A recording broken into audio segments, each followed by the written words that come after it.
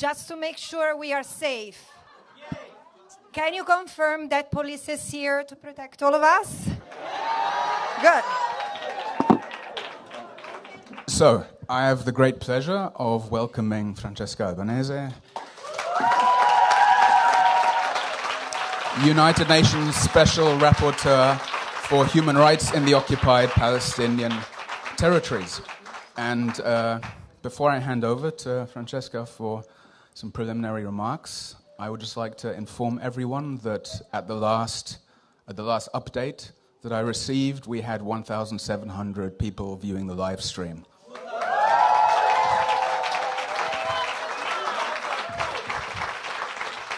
So this may be a small room, but the virtual space we are occupying is a large one.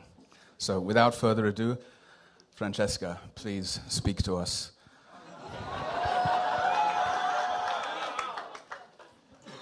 You're not police, right? Okay. Camouflaging. Okay. So, I have to admit that about 75 hours in this country have made me pretty nervous. I can't wait to go back to peaceful Tunisia. Because the situation is bad for freedom of expression pretty much everywhere, and still, I've never felt this sense of lacking oxygen as I do here. So please, I know you're very happy to see me. Makes sense. Yes, but it's not, I'm someone who speaks of genocide. And there is a genocide ongoing, and it doesn't matter how much genocide denialism there is, we need to be really aware of what we need to do all together. Because I really want to be heard loud and clear before we start talking about what I came to know the most, genocide, this year. I want to say a few things on which I absolutely don't want to be taken wrong and misquoted. But then, of course, I will be misquoted. So, it is a great pleasure for me to be with you today, and I wish to thank DiEM, a Jewish voice for a just peace in the Middle East, I for Palestine, and Gaza Committee for their immense work. Stop it. For their immense work in bringing this meeting together and for inviting me to be here in Berlin. I'm sure you have the gratitude of so many for creating this platform for many to come together to speak on one of the most urgent issues of our time. Without your courage and dedication, we would not be here today, although for the venue, we must thank Junge Welt, who has given the event last-minute asylum, and of course, you are unruly.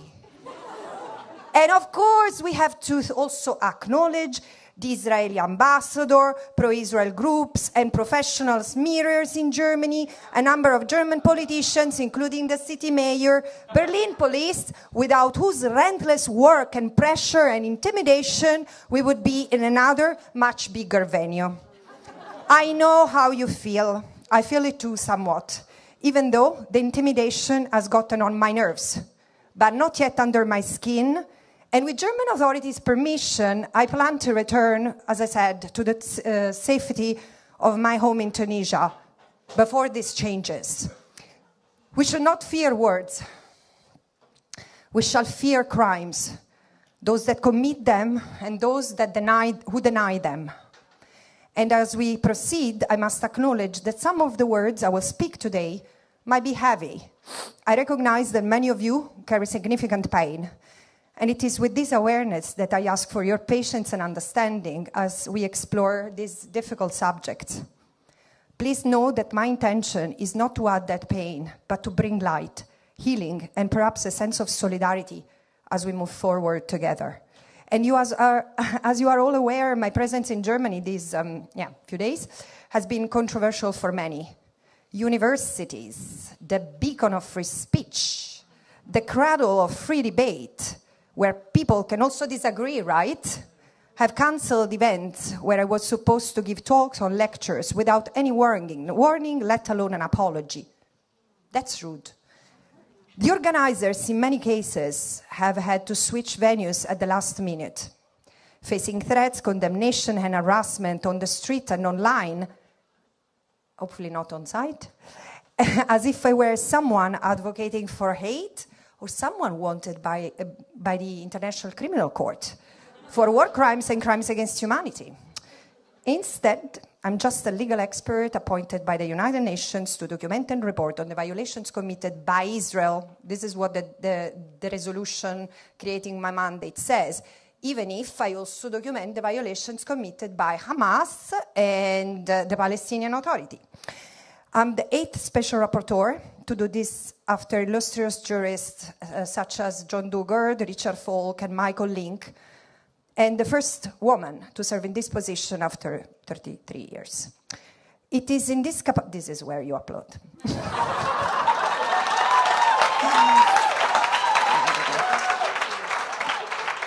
I really want to chill a little bit because it's heavy. It is in this capacity that I came to Berlin. I arrived here. This is something I'm saying just to remind everyone that I came as a special rapporteur, still representing the United Nations, if there is an inch of respect for this institution that is left in this country. I arrived here after traveling across Northern Europe and being generally welcome, even where pro-Israel groups succeeded to have some cave in to their pressure and mafia-style techniques. And I'm shocked to see how absurd the world that we live in has become, where impartiality to the facts and the requirements of international law generate more controversy than the killing, maiming, torturing, raping, starving, burning alive an entire people as such for 16 months and counting. And yet, this is the world we live in. But so, before getting into the debate, what is impartiality and what does it mean? What is it not? Because this is something that I would like you to carry with you after this wonderful afternoon together. Impartiality for human rights defenders, investigators, and monitors like myself entails an obligation to investigate and establish the facts objectively, studying everything that is brought to our knowledge against applicable international law. Once the assessment is done, my job is not to be equidistant from the parties, whatever it is, but to insist on measures to restore legality, to undo injustice, and prevent further abuses.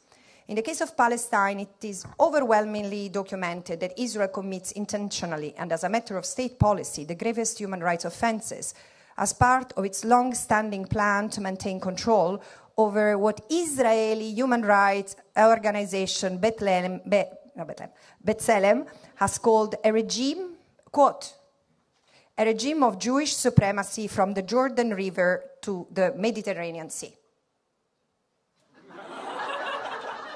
Full stop, end of quote. Impartiality cannot be used as a pompous name for indifference and an elegant name for ignorance. Impartiality is not about maintaining the pretense of both sides in the face of international atrocities, of maintaining, as I was saying, an equidistant position between conflicting parties, even when their positions are structurally and historically unequal. When one side occupies, depredates, and oppresses, and the other is being occupied, depredated, and dispossessed, this is a recipe for disaster and violence.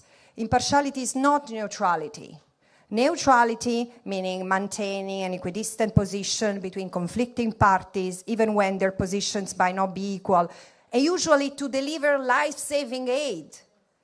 It's not my mandate, and not even that of universities, and not even that of your politicians. Our job is not to stay neutral. Our job is to stay truthful to international law. This is what all of us have in common. And I stand firmly on the universal human rights of respect for life and human dignity. And whenever it is the case that a state is being allowed with impunity to violate these rights, I must speak up firmly on the side of the oppressed. If those who found my presence tonight controversial could understand this basic principle, the difference between impartiality and neutrality, perhaps there would be far less controversy in the first place. And of course, there should be understanding and condemnation for what has happened to Israeli civilians during the brutal attack that Hamas and other Palestinian armed groups carried out on October 7. 2023, as there should be understanding and condemnation for the massacres, violence, and oppression that the Palestinians have experienced since the Nakba and before the Nakba, resistance and opposition to which are certainly not spared Israelis. But here we are, in an era where speaking out of human rights has become a hateful act or even a crime, where truth is a lie and lie is a truth, that is used to justify this, I don't see anyone, but I was prepared to see more police, however. Orwell's famous proclamation that war is peace, freedom is slavery, ignorance is strength, end of quote, has never been more true than in the discourse surrounding Israel and Palestine. This brings me to the elephant in the room.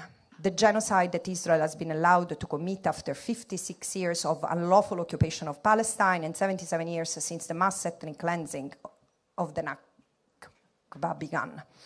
An event that was, in ways, eerie familiar in the present day, carried out massacres and destructions that have been recounted by its victims, Nakba survivors, but also recorded in the testimonies of its perpetrators in some instances, or documented in Israeli archives and brought to light by diligent and honest Israeli historians and architects who were able to access those archives for a brief period of time some 30 years ago. For even the most sophisticated and experienced practitioners of doublespeak, this truth is no longer possible to deny. I just want to point to one thing, and then we move into the discussion regarding the topic of today, genocide. In July 2024, the International Court of Justice has recognized beyond any reasonable doubt that the occupation that Israel maintained in Gaza, the West Bank, and East Jerusalem is unlawful and must be relinquished totally and unconditionally. The troops, the military barracks, so the military presence, but also the civilian presence, all the settlements must be dismantled. Which doesn't mean that there will be an uprooting of all Jewish people living in the occupied Palestinian territory, but the land is to be returned to their owners. And perhaps the Jewish Israelis who are there may want to rent instead of stealing and living as Palestinians if there is a Palestinian state. And this is not even new. This is not even new.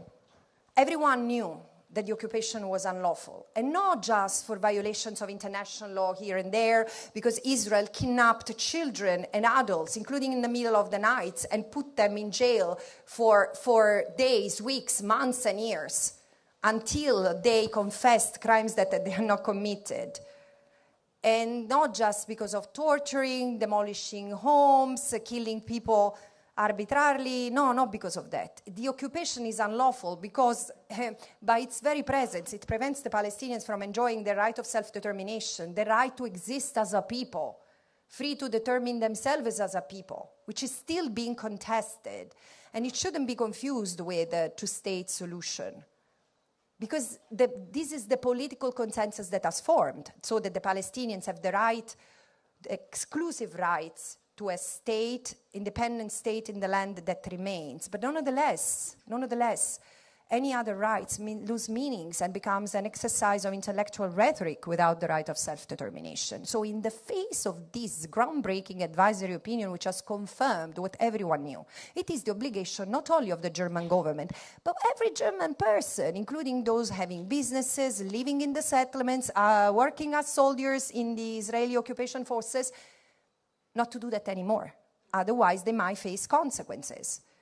And this is where we are today. And instead of working on this and seeing how to abide by this incredibly important advisory opinion, the government of this country continues to repress the critical voices that ask for accountability. Whew.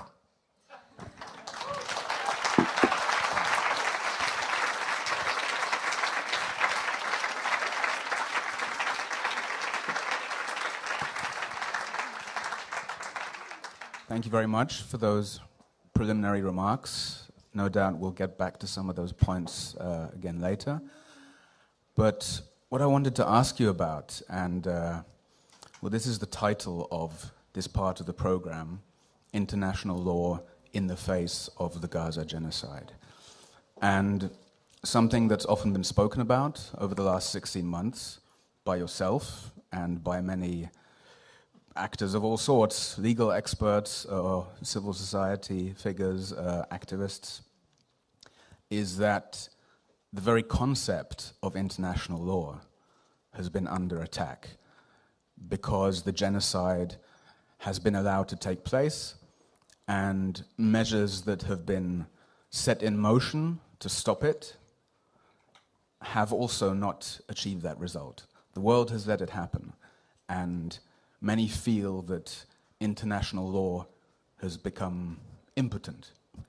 And even though in the decades since the United Nations were founded and we had the establishment of the Geneva Conventions and the various pillars of international law were built up, of course this is not the first time that a power allied with the so-called West has chosen not to abide by international law.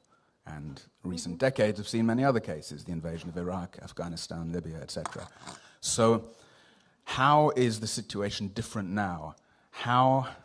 What additional or greater damage has been done to international law, and how does one continue to work with the standard of international law from now on? First of all, let me clarify a couple of things, and then we will have the opportunity to talk about what constitutes genocide, because there seems to be much confusion in this country. So shall I say that now, or can we get back to this later? I think we can get back to it later. Perfect, as long as you say that. And so in international law is a set of norms that member states have agreed upon, either through treaties or that they have developed as customs, as practice believed to be compliance with general principles of law and humanity. So what constitutes international law is a normative framework intended to prevent violations and to correct violations. So it's a normative and remedial, it has a normative and remedial function. Aside of it, but complementary, is the system that is there to regulate the conduct of states, so it's the multilateral order, which is to be regulated by international norms.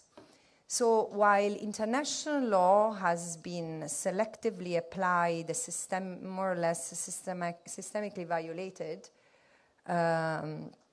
today we see the depth of it, and we see the system behind it, I believe, in the sense that it's clear that the system has never, the multilateral order, the General Assembly, which is now more democratic than it was 77 years ago, for example. When the United Nations system was created, it was made of about 53 states, and now it's made of 193 states. So clearly it has changed. But the center of power, it has not changed. The system that was birthed as dominated by the colonial world, like Europe and European offsprings, like Australia, New Zealand, the United States and Canada, and of course the first colonies, the first settler colonial realities, where so many genocides had been committed, Latin America, and Central and Latin America. Latin America. These were also part of the system, but the center of power was with the West, what we would call today improperly West, and remains there. So I think that the phase we live in has exposed how unequal the system is, how it cannot serve as is the interest of everyone in the face of a fundamentally now unipolar order, where the United States dictates pretty much what is to be done and what's not, regardless or even blatantly against international law. So we are at a critical point, and the system is breaking. And when we international human rights experts have said for for years, especially this mandate. It's 20 years that whomever has held this mandate has said over and over, the system is breaking. The Occupied Palestinian Territory is a powder keg, and it will explode and will take all the system with it, because it's a settler colonial frontier, more violent than any other. It's not the only form of colonial domination, but it's an active settler colony where people are really struggling for what settler colonialism is in its more brutal form. One people taking control of land, of resources, pushing other people out. Again, and it's the only one actively, militarily, politically, financially supported and enabled by Western countries. So this is the breaking point, because there are many people who identify themselves with injustice that the Palestinians have suffered. There are many people who, for the first time, realize, and there is a global awareness about this and dissatisfaction. We see in the fragility and how lonely the Palestinians are in the face of all these powers, our own fragility. And this is why so many stand in solidarity with the Palestinians. On top of the fact that it's simple empathy, the fact that what happens to other human beings touches us and doesn't, I mean, the fact of seeing children, bodies of children, like hanging from the wall or turned into smithereens, wherever they are, incinerated in refugee camps or in tents, plastic tents, if not buried under the rubble. I mean, this is something that doesn't make many people sleep at night, and it's normal. It's a good sign. It's healthy, and we shouldn't become idle in the face of this pain. Yeah, so we need to decide. Now it's a time. We are at a turning point, and we need to decide. The system, of course, will become uglier and more resistant and more fearful, but because the system is being challenged, the system of which Israel's abuses are a symptom, and not are a symptom. So this should be a wake-up call for all of us, people of conscience. I often say, a bit rhetorically, but I somewhat believe it. I mean, in the sense, it's not the case that the UN Charter is not just about states' obligations, but it says we the people. Because ultimately, it's we the people who are the guardians of these values, these norms. Human rights, I mean, I know that people complain a lot about international law. It serves no purpose. Yeah, because you are not the ones who had to struggle to abolish slavery. You're not the ones who had to struggle to have women's rights recognized, even if I admit we still have a lot of work to do. But so there have been so many struggles that have led to the development of human rights the way they are. So while we tend to see human rights as a tool of emancipation and that is failing, I want to also remind you, if you take a step back and look at the arc of history, that these human rights are first and foremost the result of someone else's struggle for emancipation. And we have grown just too lazy in this part of the world, because you see the Palestinians, like many other people, they don't even have the time to think, shall I fight or not? Fight peacefully. I mean, because many people have no choice. If you have the choice, it means that you have privilege that you have chosen not to use. And it's your choice. But trust me, everything is in line right now. It's coming. The way repression works in this country is scary. Should scare the hell out of people. And the fact that you don't... Thank you, Eyal. No, it was not you. No, and the fact that people don't register how serious it is, the fact that media continue to be as pathetic as they are, again, it's something that, I don't know, I'll try to help by continuing to tell what I've seen here. But again, I've been in many countries, including countries that are lectured by Germany about freedom of oppression. Sorry. Appropriate choice of words. No, freedom of expression and freedom of... It was not even the worst that came out, the worst lapses that came out of my mouth today. However, freedom of expression and freedom of assembly. I mean, countries that have been lectured by Germany about how important these rights are, and who are really struggling to guarantee these rights. I mean, don't want to guarantee these rights to citizens, don't even make a mystery out of it. And still I've experienced much less intimidation and fear than here. So I'm with you, and yeah, let's brace for what happens next.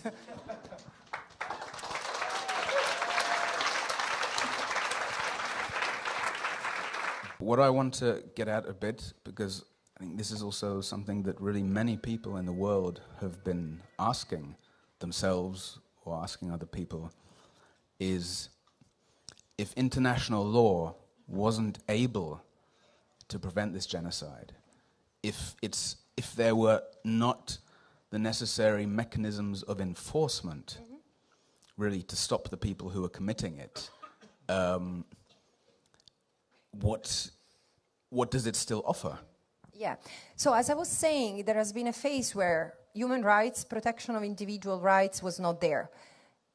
We are lucky because we have those rights. Those rights also allow us to keep some sanity in saying this is completely wrong. Now, there are the standards, there are the law enforcement mechanisms that in many respects have never worked for Palestine. Palestine has always been the big exception. And for a number of reasons, we don't need to unpack all the problems of the world now. But yeah. And Number two? No, I'm serious.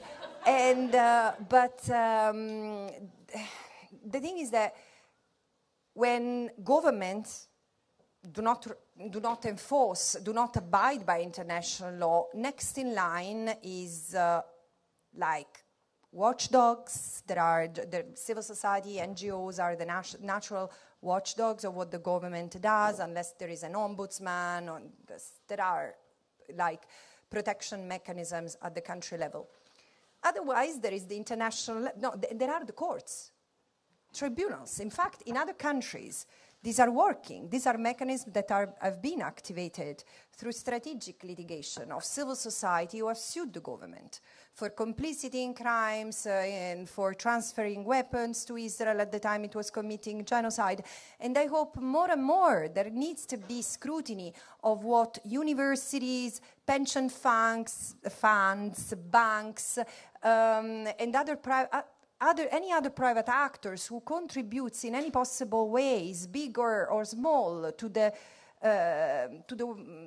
unlawfulness of Israel's presence in the occupied Palestinian territory, they must be held accountable. And you know, in a country like that, that is not easy, because I hear that this is something that has been tried already, and there has been a bit of pushback. I hope it's not the case, because really Again, I'm someone who has grown thinking of Germany as an example because of its legal scholars and because of its courageous judges. I'm not, again, studying it, Palestinian refugees in international law, writing a book about Palestinian refugees in international law. I would like to remind that it was German courts which allowed to develop the jurisprudence that has existed on how to protect Palestinian refugees outside the Middle East. So even in Germany, it has never been that bad. I mean, you can still go back to a place of sanity so courts have to be activated, but also certain struggles are not brought to court, cannot be fought peacefully fought, of course, without the support of the public opinion. Because eventually judges also read newspapers. And the problem is, if the debate is so toxic, if the media's work is primarily not about telling the facts, let alone the legal qualifications, but about manufacturing consensus so as to maintain a certain narrative, a certain discourse, it's very complicated. So what is left is there are international mechanisms that scrutinize the performance of states. But again, I'm not starry-eyed on this. Right now, it sounds like an emergency. And in time of emergency, you don't go into like a long-term plan, if you see what I mean. So I do think that most of the work is to be done of course, internationally, eliciting solidarity from others, eliciting scrutiny, because there is, again, there is a sense that in Germany things are bad, but not, I can tell you, there is, if I'm that shocked, I can tell you there is no real understanding of what's going on in this country, and I'm afraid that this will continue to spread. So, yeah, many more people should talk about that. Many more people should ask your government questions and the subsequent government questions. So it's a struggle that needs to be continued on a multi-fronts level. You said it's about... Just 1 second. By the way, the ICJ and the ICC, because then it seems that nothing is happening at the international level, while international justice is very slow, it's moving. I mean, for the first time, and it would have been unimaginable years ago, where in this country, like many other, including my country, was even impossible to say apartheid, let alone genocide. And despite the difficulties, now the ICC has indicted 2 Israeli leaders, one active, the prime minister, and the other, the former minister of defense. So they are wanted by the ICC, and hopefully I think that there should be many more, because the decolonization has been ongoing for a long time. And the International Court of Justice is looking at genocide in 2 cases. Genocide in the Occupied Palestinian Territory, both in the case initiated by South Africa versus Germany. Sorry, Israel, and sorry guys, I am on 2 hours sleep, so be patient. And I was quite sleep deprived. And Nicaragua versus Germany. So your country is brought before the International Court of Justice because of its support to the genocide in Gaza. You actually just mentioned the ICC warrants, which I wanted to ask you about. On January the 27th, International Holocaust Remembrance Day, originally there was a plan for Netanyahu to go to Auschwitz for a commemoration celebration, and in the end he didn't. A junior member of government went, but there was obviously much controversy about it, and the Polish government said quite brazenly that they would allow him to come. They would not enforce the warrant. It wasn't put to the test in the end, but that's what they said in front of the whole world.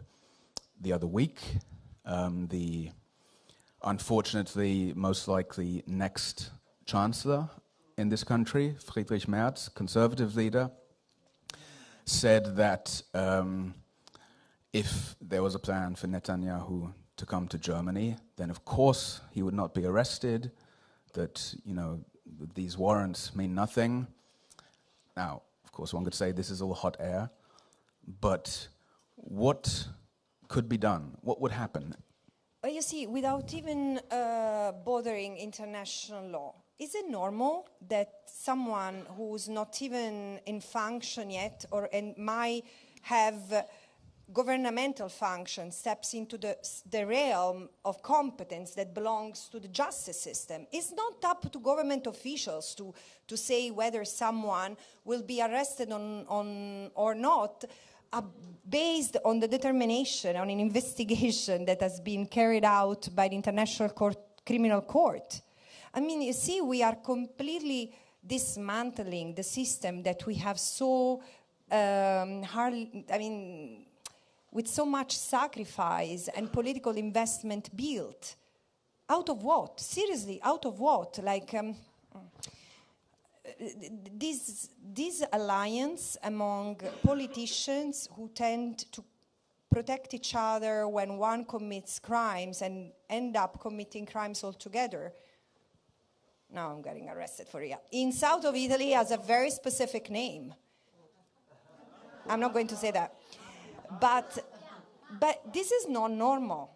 This is not normal. The intimidation against human rights defenders, lawyers, scholars, the pressure on university in order not to have an honest debate, frankly, about 60,000 people plus that have been killed. without denying that crimes have been committed against Israelis. Absolutely. No one has ever denied that. I've been condemning crimes against civilians because my red line is that a civilian is a civilian, and so it's untouchable. It's the responsibility of the government and of the states to respond for crimes. But here's the responsibility of Germany as well. What is left to the Palestinians? What is left to the Palestinians not to be erased in the little that remains of their land? The guardians of the self-determination of the Palestinians are member states. What has Germany done throughout 2023 when 12 pogroms, according to how they have been defined by many, including in Israel, have been carried out against defenseless Palestinian villages by violent, armed, ideological settlers, escorted, as usual, by the Israeli army. And again, homes and cars and other possessions have been incinerated, and so orchards, then Palestinians have been beaten up and terrorized. Where was Germany? And Germany knows, not because necessarily your government has to read the human rights reports, but because it has a presence, it has its diplomatic presence in the occupied Palestinian territory. And everyone knows what's going on in the occupied Palestinian territory. And everyone knows the crimes that Israel has been committed with impunity for decades. So the Palestinians have been persecuted, abused, oppressed, killed, blamed, smeared. And in the face of this, we cannot even talk about that? I mean, again, this is not my problem. I mean, thank God that I'm not that sensitive that someone cancels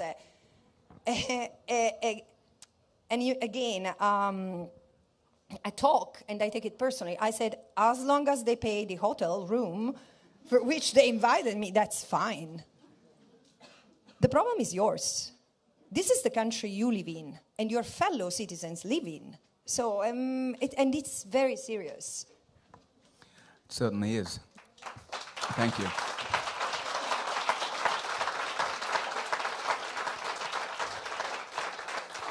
I'm just looking a bit at the time, and we wanted to give a bit of space for people to ask questions. No doubt there'll be many questions, and not every question can be taken. But you said that you also wanted to share some points about genocide earlier. Yes, very, very briefly, as much as I can. Because it's very important to remind ourselves of what genocide is and what the risk of genocide triggers. It's very important in this country. Because, genocide is not defined by personal opinions and personal histories, no matter how painful they are. And there is no question that Germany has a lot to atone for the genocides it has committed. And at the same time, genocide today, what constitutes genocide, is written in an international treaty. What constitutes genocide is acts of killing against members of a group, infliction of severe mental or physical harm to members of the group, the creation of conditions of life calculated to lead to the physical destruction of members of the group, and prevention of birth, and the transfer of children. So you see, I hear criticism like in the UK, for example. Look at the numbers of killing. As killing 70,000 people was not bad? I often ask myself, what kind of monsters have we become? But also the brutality of the attack, the way everything has been destroyed, the way, as we will have the chance to talk, in a way that has led to conditions calculated to destroy the Palestinians. But the thing is that in order to have genocide, it's not sufficient to commit these crimes. The crimes have to be committed with intent, with the determination to destroy the group as such. And people say it's very difficult to prove intent. Yes, you know why? Because it's very difficult to it's difficult to prove genocide because it should be difficult to commit genocide in 2024 or in 2025. it shouldn't be possible, because in the system there are some check and balances in a system that calls itself democratic, where there is a rule of law system with the separation of power. I mean, you might have crazy government officials making genocidal incitements, say starve them all, kill them all, they are all animals, they're even the kids. Germany is not the first time where this has happened, because I've read the Nuremberg Trials Act, and children were seen as a security threat. So it's not, but there might be cabinet ministers saying that. And then what are the other cabinet ministers doing in the face of this? What are the MPs, the members of the Knesset, what have they done to intervene, to stop this incitement?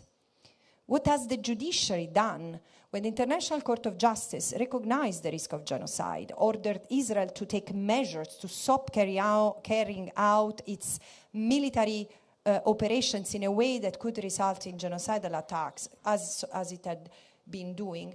And had Israel complied with the ICJ provisional measures of January 2024, we wouldn't be here today, probably. And what has the judiciary done? Has the judiciary in Israel investigated any of the people, senior officials of Israel, who have been named in the provisional measures and in the text of the court that accompanied the provisional measures? No.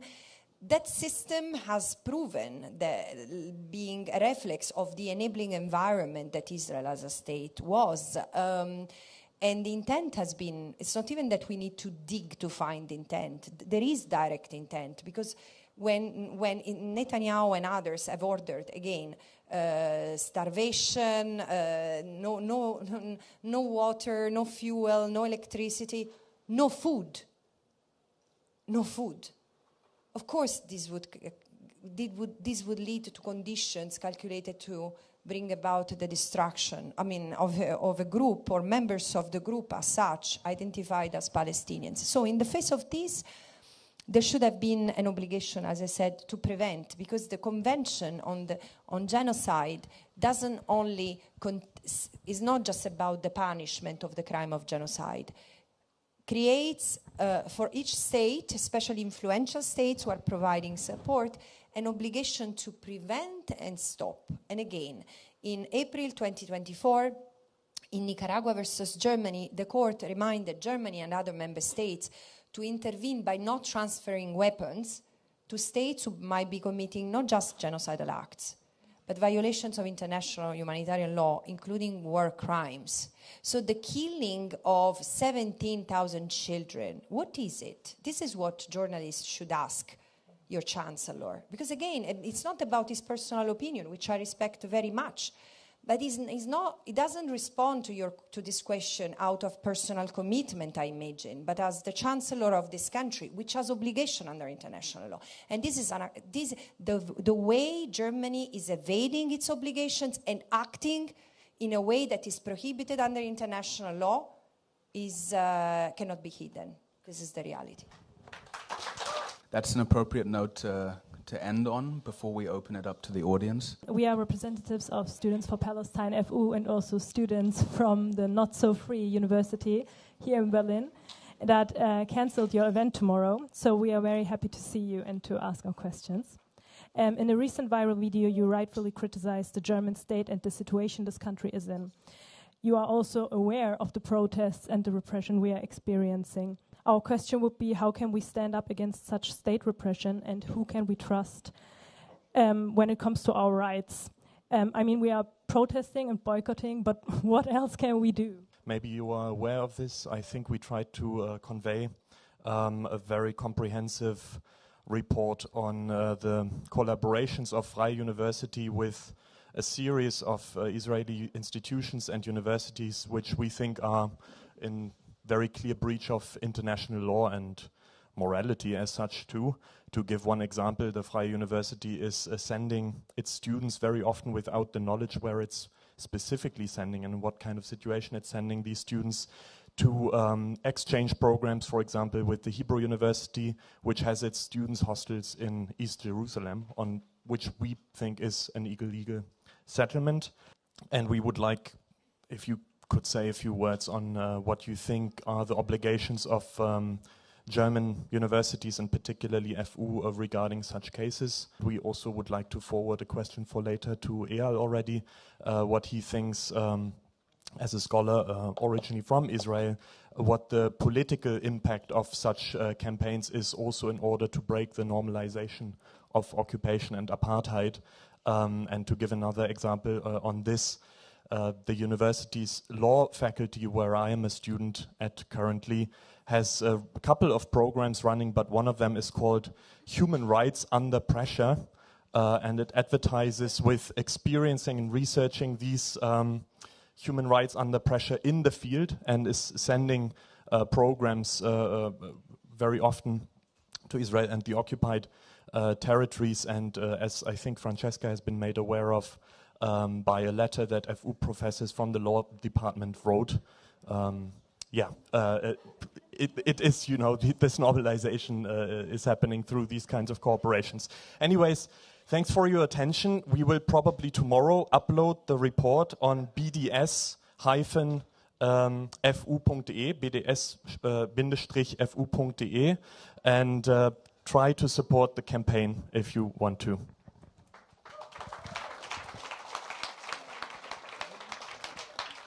I would also like to really beg for your indulgence, in the sense that, after all, I mean, I'm very happy to be received by so much warmth and expectations, but also do not. I would like you to keep realistic expectations on what can come from me. In the sense, I'm really just a human rights lawyer who's trying to do the right thing, no more than that. And I'm sorry that it's a rare commodity in this era. But I don't know. Sometimes I just don't know. Because let me tell you, I think that what the universities are doing is wrong. It's so wrong that it should be brought to justice. University cannot have partnerships with anything that has to do with the settlements. Cannot have partnership, but really we are being conservative here, because at the time of apartheid South Africa, it's not that we were going to see how to establish or cut relations with Israel just in the limit of the Bantustan, where South Africa was segregating the black South Africans. I mean, if Israel commits crimes that should lead to accountability and justice, 360 degrees. So I'm even uncomfortable as a lawyer to have to split the hair and say the settlements and not the settlements. Maya Wind, an Israeli scholar, has done incredible work on the responsibility of universities. As such, Israeli universities explaining why it's wrong today, in 2025, to maintain partnership with Israeli universities who are part of Israel's infrastructure, military and surveillance and oppression infrastructure vis-à-vis the Palestinians.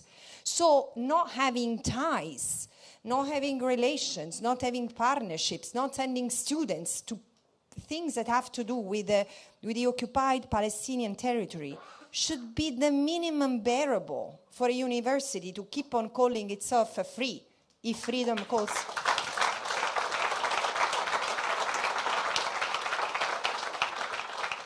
That, by the way, I really object that the university keeps on having the name free after cancelling me and Eyal.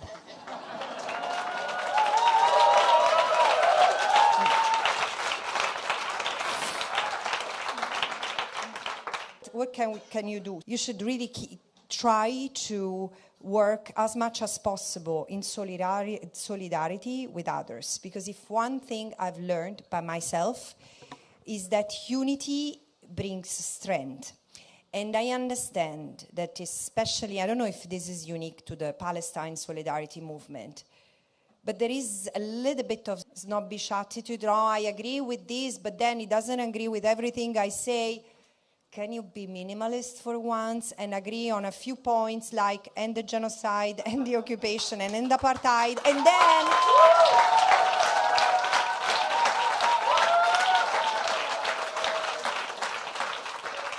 let's say, because in south of Italy, I come from a region of peasants, so we have a very simple way of understanding life in a way. And let's say, in time of deluge, all arms are needed. And this is the thing, this is a time of crisis. So all brains are needed, all mouth and eyes and ears are needed. So let's just ally along the lines of there is a need for a popular front around human rights and justice, because what's happening in Palestine is not staying in Palestine, nor in Israel either. So it's the same. And so this is why it's necessary to try to explore creatively what alliances you might need, including with universities outside Germany or with scholars. There are a few scholars here, but there are a few scholars who have been speaking out. I mean, to be honest, Eyal and I, when former Frey University invited us, it was Frey University invited us, we received an invitation from Potsdam University. I cannot ensure 100% that the event would have not been cancelled, but at least there was an attempt and we couldn't make it. But it was too much short notice, sorry. But again, this is where we need to reach out to everyone who's sensible enough, who has a minimum of knowledge and a minimum of decency, which shouldn't be too much to ask, so as to stand up against the injustice that is spreading in this country as well. Thank you, Francesca, for being here and for all the work that you have been doing for over the past year. So you touched a little bit on this, and probably this is going to be a controversial question, but as a Palestinian, all these like international laws, human rights, the UN, all of these things, how we can trust and like put our trust in these concepts and institutions if they failed to stop the genocide for the past 16 months, when all the greater powers in the world are not following or like listening to or abiding by all these laws, and also with the veto right as well, when 5 superpowers can just veto any ceasefire or any resolution. I'm not going to answer that question, because the point is not that you should trust the system. You shouldn't trust the system. You shouldn't expect the system to give you anything, because it's not. You are not. Again, what the Palestinians have got is something that the Palestinians had to fight for. And it's not that the Palestinians are exceptional. This epitomizes the struggle of any minorities in this world. And again, so you need really to count on all possible forces and alliances. For example, not everything in the United Nations is bad. You're one of these things. No, but I want to say there have been 30 special rapporteurs. Now you see me.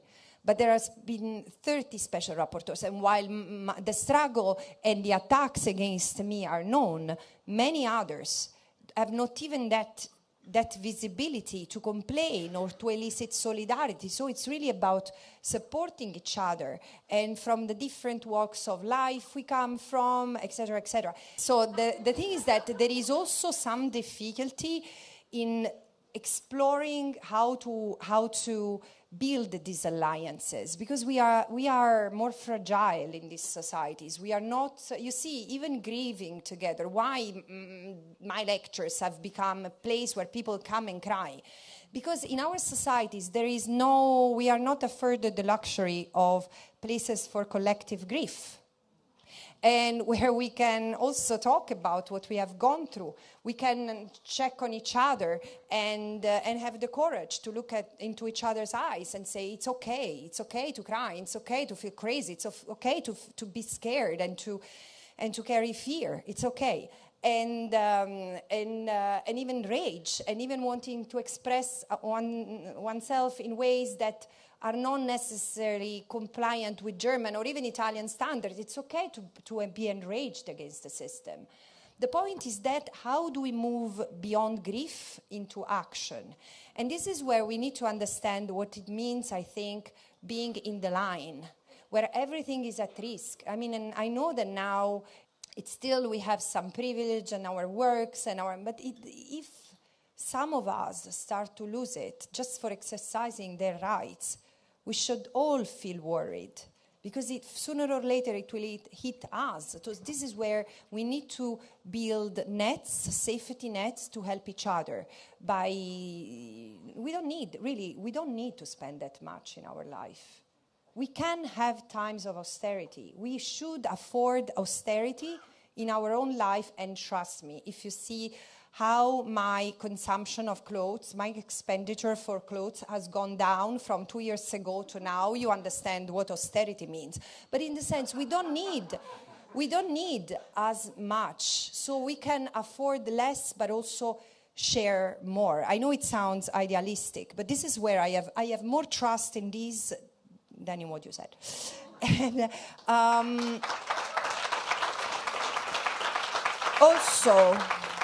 also, apartheid and racial segregation in the United States and the dictatorships from Chile, Argentina, Brazil, they didn't, or colonialism, brutal colonization.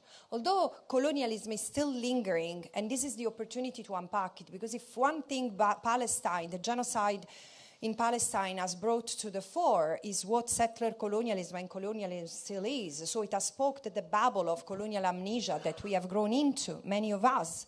So again, let's look at the silver lining out there. This is a moment to do better.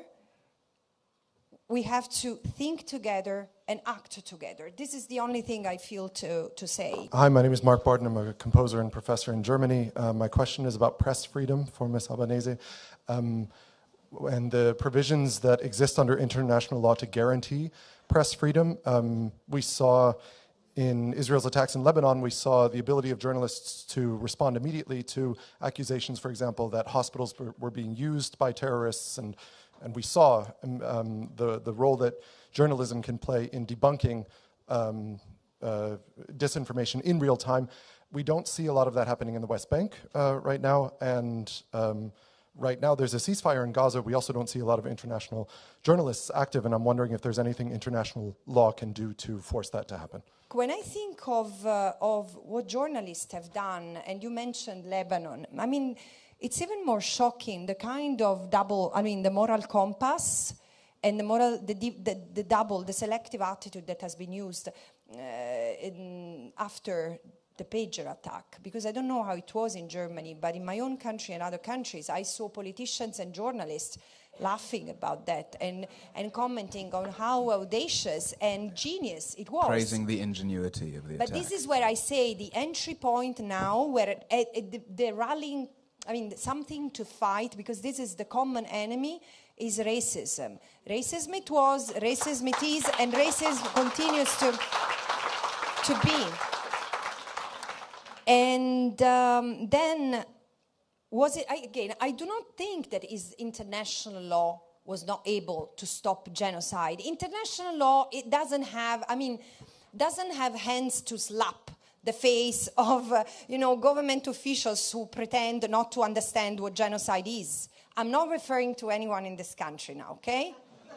Seriously, we have enough bad politicians in my own country. And where even the hypothesis of a two-state solution now is dismantled by the foreign minister, because Gaza's been turned into rubble, and the West Bank is too small. And I was saying, are you suggesting that the Palestinians take over Israel just because what remains is too little? So this is the kind of political discussions we have today, and we need to somewhat talk to the intellectuals, talk to the scholars. This is also about the constitutional order that it is being undermined, not just international system.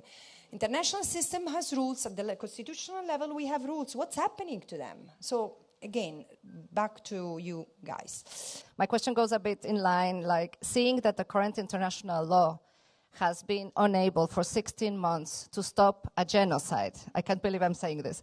What would, in your expert opinion, be the ideal international law system, functioning system? Who would draft it? Who would enforce it? We know that this one, based on the nation state, with this Security Council, created by the winning powers from World War II with a veto power, etc., is not functioning.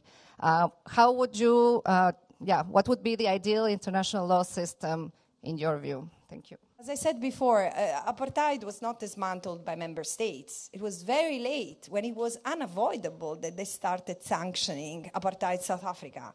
But really, we need to learn from other movements where resistance, peaceful resistance, has organized at a global level, admitting that never before there had been such a coalition of allies at the international level aiming to crush the solidarity. This is new. But again, also the kind of forces that we can mobilize is new, because the global south is rising. And I know that in our Eurocentric view of the world, we only look at the quite politically depressing scenario we have. But there are also member states who are cutting ties with Israel. There are member states, I mean, I was joking today, but I say in a few years we will keep on seeking funds to, I don't know, Arab countries or the global south in order to protect our own work in this part of the world, the human rights work. But it doesn't matter. This will make us more equal. So I also think that the discourse should change because of where it's the United States is going is a place of lawlessness. This is the opportunity for the international community to step back, but it will not happen automatically because we are part of this oligarchical order where it's not about what the people think, it's what about capitalistic interests decide. And this is why I keep on saying it's difficult, and it's difficult because it's a struggle against the system of which Palestine is a system, not necessarily the cause of all evil. I would like to pose a question concerning genocide, which you said it's very difficult to prove, this mental state of committing it. But then we have another layer, and this is incitement, which we've been witnessing here in Germany from the very beginning, October 7, 2023, how Palestinians, but in all their layers of life, together with their children, are dehumanized. We just need to read Tagesschau or Bild, and if I may read, or not to take time, but this is a serious problem. And then if I go back to the history and the magazine Stürmer and compare the images, not that I'm comparing, but this historical flow of dehumanizing then. I have no problem with comparison. Okay, but then I am now careful, because we know what can happen. But the processes of dehumanizations do last, and they tell us that genocide, like for instance in the country where I am from, Serbia, lasts for a long time. So I, as someone from Serbia, could also recognize dehumanizing images of Bosniaks or Bosnian Muslims and then Palestinians while reading magazines, Bild. Not that I read Bild, but Bild, Tagesschau, or even I will now mention the January 19 and the release of hostages, which was really an important day, and it is every time when we celebrate freed lives. But then also freed lives from the prison, and when we see how they are represented as the grålande Menge. Can you help me translate this? Screaming crowd, grålande or schreiende. So this is my question about the incitement, also how to organize ourselves, to be aware, to collect, to archive, and also then to serve to the legal cause in the future. And thank you for your patience.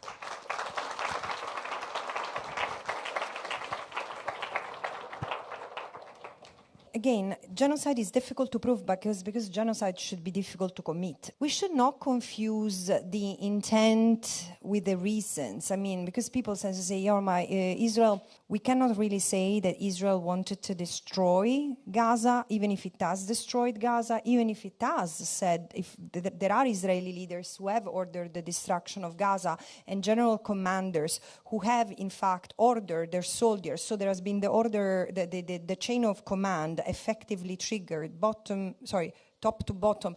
They say, yeah, but they were also saying that Israel was also saying that they want to liberate the hostages or destroy Hamas, whatever it means. And no, we shouldn't confuse this, because the reasons can be many, but have really no value in the determination of intent, which is another thing. It's the mindset. When the mindset is there to destroy. And the genocide shouldn't even be committed. The incitement is sufficient to trigger the responsibility to prevent. And this is where, when the first person to talk about genocide in the context of what has happened in Gaza was Ras Sigal, an Israeli historian, who said, this is a textbook case of genocide. And ignorant as I was back then, I said, oh, come on. It's not a textbook case, because as a good European, I knew that the textbook case of genocide, and again, I had seen the failure to prevent genocide in Rwanda and in Bosnia and Herzegovina. So my point was, if there are no crematoria, if there are no machetes, if there is no mass killing, it's not genocide. It's not true. It's not true. And this is why genocide has been a niche in legal studies for a long time, and is no longer that. I mean, really, Ras was right when he said this is a textbook case of genocide, because it's not just a genocide, it's a settler colonial genocide. So the aim is ethnic cleansing, because the aim is to empty the land of Palestinians, keep on advancing Palestinian erasure so that the land can be taken, but also genocidal acts are being committed in the process.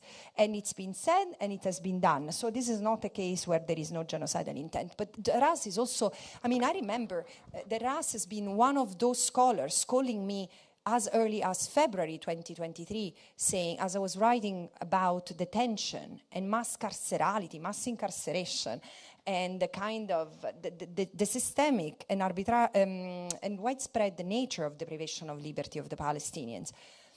And he was saying, but when are you going to look into the genocide against the Palestinians? Imagine my reaction. But I say, okay, let's talk about that. But then I've realized how much he was right, because as a genocide scholar, and someone who has studied the Holocaust and other cases of genocide, he knows that there are different steps.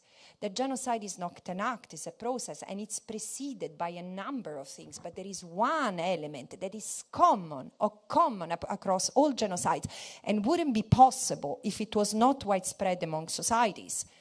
It's dehumanization of the other. So that we do not see the Palestinians today as Palestinians. And again, as a European, this is me taking, please don't applaud, don't nod, don't say anything, hold your breath, but I need to say that, because I wouldn't be me if I didn't say that. But as a European, as an Italian, I know that the genocide of the Jewish people in this part of the world would not have been possible only for a few monsters who had planned the deportation, the trains, the industrialization, the horror that has been done. Jewish people in this part of the world, before being sent to concentration camps, have died out of starvation and lack of hygiene in ghettos where they had been locked up. We know that the discrimination started, the dehumanization had already started when it was possible to kick out of their professions people because they were Jewish.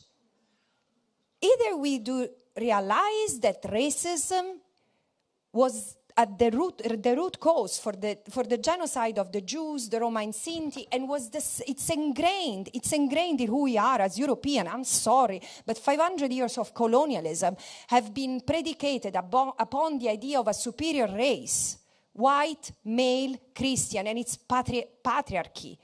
Either we deal with it, no. It's my responsibility, because then it's here. I understand that you cannot talk. I mean, I'm not making comparison for God's sake. But also it's history. And Germany has committed to genocide. Please don't applaud, because there is nothing to applaud to this. Germany has committed to genocides in history. Oops. Okay, that's fine. Two are bad enough. And again, why can't we talk about that? Are the Nama and the Rero less human? Do they deserve less acknowledgement? Do they deserve less memory? Do they deserve less reparations? And again, and another thing, that I saw me saying that, probably you should say that, the state of Israel doesn't represent all the Jewish people in the world. Otherwise, I wouldn't understand why you invite me and sit with me today. And so many, I mean, wherever I go, I'm invited by Jewish people first and foremost. We need to have the courage to say that. I do not expect every one of you to say that. But those of you who have an inch of privilege in this country, university professors with tenure, Jewish people first and foremost, we need to say that it's not in our name that this can be carried out, because we have not been able to prevent the genocide of the Tutsi, we have not been able to prevent the genocide of the Yazidi, or the Rohingya in Myanmar, or in the Bosnia. However, I really want this to be the last genocide of human history. And it's not going to happen until it's stopped. In order this to be stopped, it needs to be understood and recognized. Absolutely. Thank you very much.